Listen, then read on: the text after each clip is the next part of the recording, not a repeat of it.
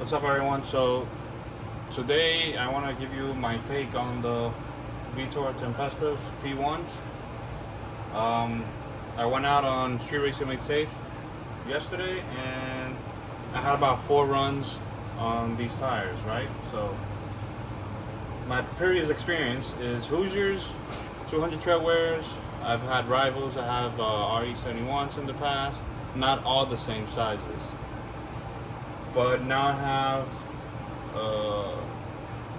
these. I've had Falcons as well, and in my previous videos you can see that I haven't had the best experience with the Falcons. Though the price and the grip that you get with the Falcons are pretty good and almost unbeatable, unless you compare it to a 615 Falcon, which the 615 Falcon is a really old tire, but it still gets the job done.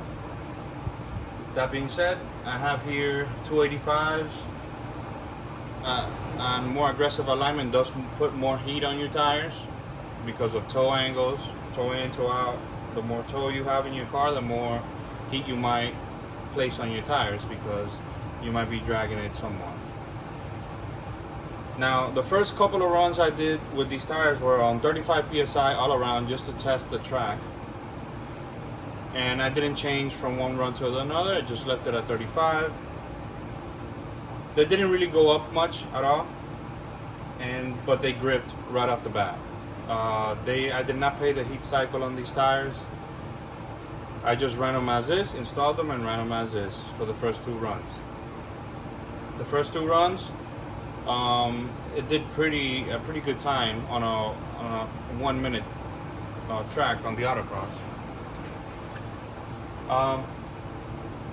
Very good gradual loss of grip, nothing crazy. The only tire I can kind of compare it to would be, I can't compare it to I don't think it would be fair to compare it to a 200 treadwear tire because they don't make other tires this size. The only manufacturer that makes the tire this size for a 15 with the comparable grip levels would be a Hoosier. Right, so let's compare it to the Hoosier because comparing 200 treadwear for 200 treadwear, I would have to get one to be fair, the same size. So in my case would be 245s on a 15.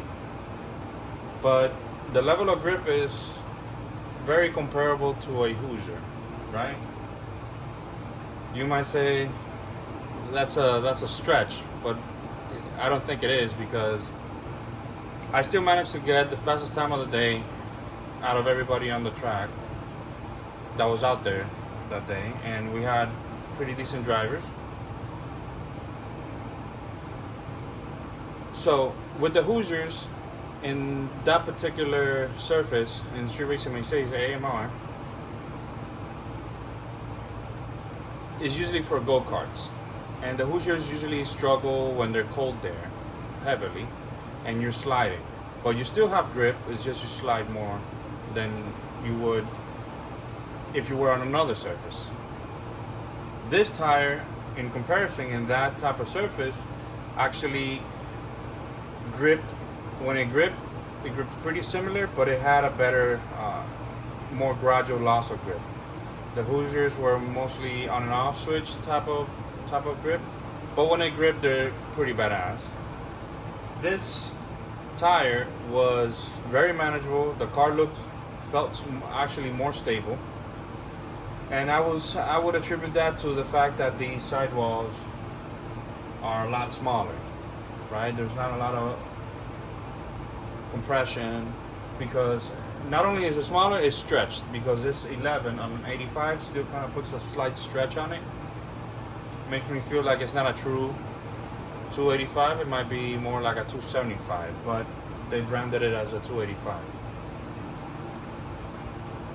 Then later on in the day when it got hotter, I let it get hotter to see how it does in more extreme temperatures. I actually had 3 runs, but 1 didn't count because I had a rerun. So that once that counted, I did lower the temperatures. In the back I put 27 to 28, and in the front I put 30. The grip and the heat was, I wouldn't say significantly better, but the times were similar.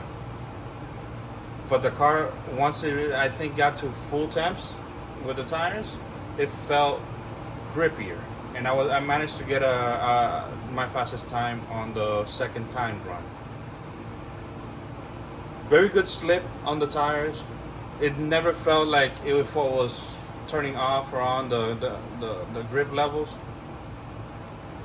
Compared to the Hoosiers, if you would have thrown me in the car and didn't tell me what tire was on there, I would have thought this was the Hoosier.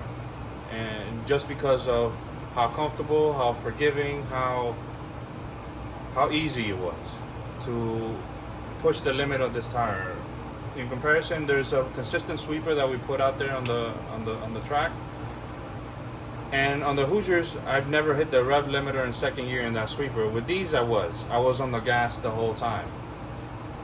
There is a slight bumpiness to the Hoosiers, like I said, and I think that's all had to do with the sidewalls and the very low tire pressures you have to run those tires at. Like, for example, the lowest I ran these tires were 27, 28. The Hoosiers, I've been in 17, 15 PSI. So that does give it a more bumpy feel to it, right? The lift-off oversteer was pretty good. In autocross, the lift-off oversteer or lift-off when you brake oversteer, it was pretty similar for both tires. Though this one did it with less input, the Hoosiers did it with more inputs when it comes to how fast you lift off and how quick it responds. So overall, I would say that the V-Tours versus the Hoosiers are a second to a couple seconds difference, depending on the track and how long. On a minute track, I would say it's about a second to 2 seconds of difference. But